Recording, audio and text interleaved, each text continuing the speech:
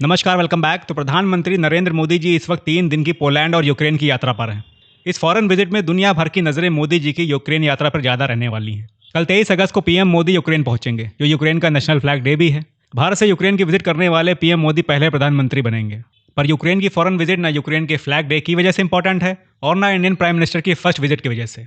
आप लोगों में से बहुत से लोग अब तक ये सोचने लगे होंगे कि पीएम मोदी वहां रशियन विजिट के बाद जियोपॉलिटिकल बैलेंसिंग के लिए गए हैं, उस डैमेज कंट्रोल को करने के लिए जो पिछले महीने रशिया विजिट से हुआ था। पर बात सिर्फ इतनी ही नहीं है। यूक्रेन की इस विजिट में इंडिया के अपने स्ट्रेटेजिक इंटरेस्ट छिपे हुए हैं, जो आगे मैं आपको इस वीडियो में बताऊंगा। सबसे पहले बात कर लेते हैं स्ट्रेटेजिक बैलेंसिंग की, कि आखिर रशिया और यूक्रेन के बीच में भारत को स्ट्रेटेजिक बैलेंसिंग करने की जरूरत क्यों पड़ी। दरअसल पिछले महीने PM Modi India Russia annual summit के लिए रशिया गए हुए थे, जहां रशियन प्रेसिडेंट के साथ उनकी ये फोटो वायरल हो गई, जिसको देख के यूक्रेन के प्रेसिडेंट जेलेंस्की खुद को कमेंट करने से रोक नहीं पाए। अच्छा, उसी दिन रशिया ने यूक्रेन के एक चिल्ड्रन हॉस्पिटल पे मिसाइल गिरा दी थी, जिसकी शैडो भी इंडिया की रशिया विजिट पे पड़ गई। उस दिन यूक्रेन के प्रेसिडेंट ने उस हॉस्पिटल की ट्रेजेडी से जुड़ी हुई फोटोज को दिखाते हुए ट्विटर पर यह स्टेटमेंट दिया था कि it's a huge disappointment and a devastating blow to peace efforts to see that leader of western largest democracy hug the world most bloody criminal in Moscow on such a day. हालांकि PM Modi ने बहुत careful words के साथ इस incident को condemn भी किया था, और वो भी जब पुतिन सामने बैठे हुए थे। एक्सेलेंसी, युद्ध हो, संघर्ष हो, आतंकवादी हमले हो, मानवता में विश्वास करने वाला हर व्यक्ति, जब जानहानि होती है तब बहुत पीड़ित होता है। लेकिन उसमें भी जब मासूम बच्चों की कत्ल होती है, मासूम बच्चों को मरते हुए देखते हैं, तब हृदय छलनी हो जाता है और वो दर्द बहुत भयानक होता है। और इस विषय में भी आपसे विस्तार से चर्चा हुई है। खैर, पीएम मोदी की विजिट तो यूएस को भी रास नहीं आई थी, पर यूएस का उतना दर्द नहीं छलका जितना जेलेंस्की का छलका था।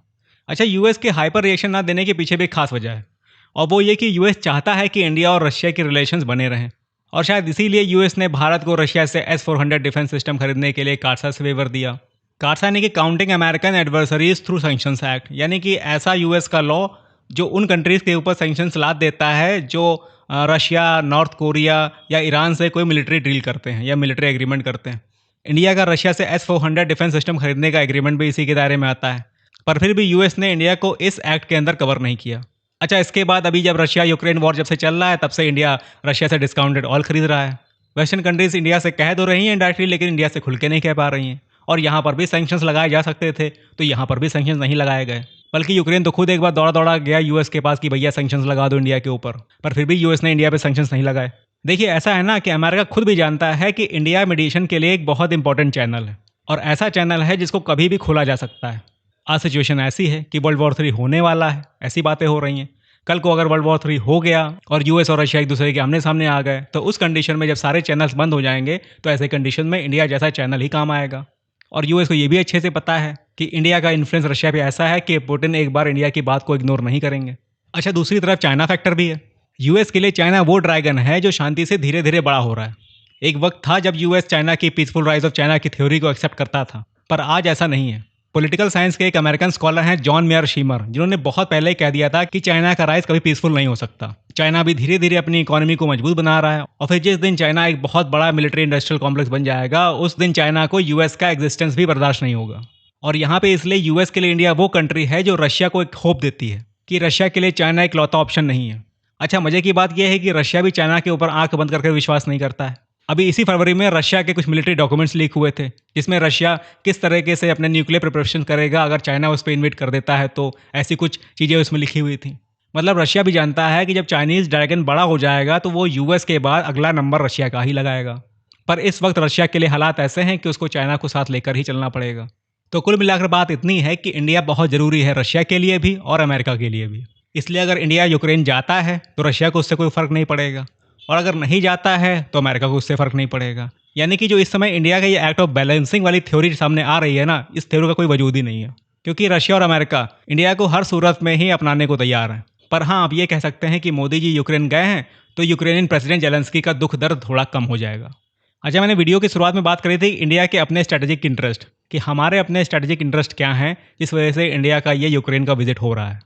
देखिए, दरअसल बात यह है कि इंडिया के अंदर जो वॉरशिप्स डेवलप होती हैं, चाहे वो कोचीन शिपयार्ड में हो या गार्डन रीच शिपयार्ड में हो, इन सब के जो इंजन्स हैं वो यूक्रेन से आते हैं।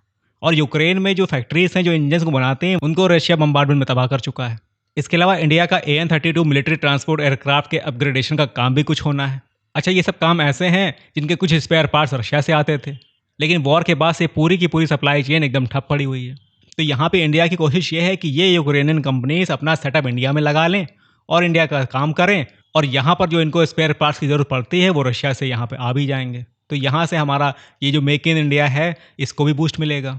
अच्छा, इससे यूक्रेन को भी कुछ फंड्स मिल जाएंगे, तो यूक्रेन का भी फ़ायदा हो जाएगा। तो कुल मिला के अगर ऐसा हो जाता है तो वो इंडिया और यूक्रेन दोनों के लिए एक विन विन सिचुएशन होगी। हाँ, इससे रशिया थोड़ा माइंड करेगा, लेकिन रशिया से जो इंडिया ऑयल परचेज कर रहा है उसके सामने ये जो डील है वो कुछ भी नहीं है। और मेरे ख्याल से इंडिया ने रशिया को ऑलरेडी लूप में रखा होगा, क्योंकि आफ्टर ऑल स्पेयर पार्ट्स जो हैं वो रशिया से ही आने हैं। तो भाई साहब, ये है इसकी असली कहानी। बाकी स्ट्रेटेजिक बैलेंसिंग करना तो एक जियोपॉलिटिकल गेस्चर है, पब्लिक में बहुत कुछ दिखाना पड़ता है। बाकी कल जब मोदी जी वहाँ पहुँचेंगे तो असली कहानी तब पता चलेगी। तो फिलहाल के लिए इतना ही। आई होप आपको ये एनालिसिस पसंद आया होगा। Stay connected for regular geopolitical updates. तब तक के लिए जय हिंद।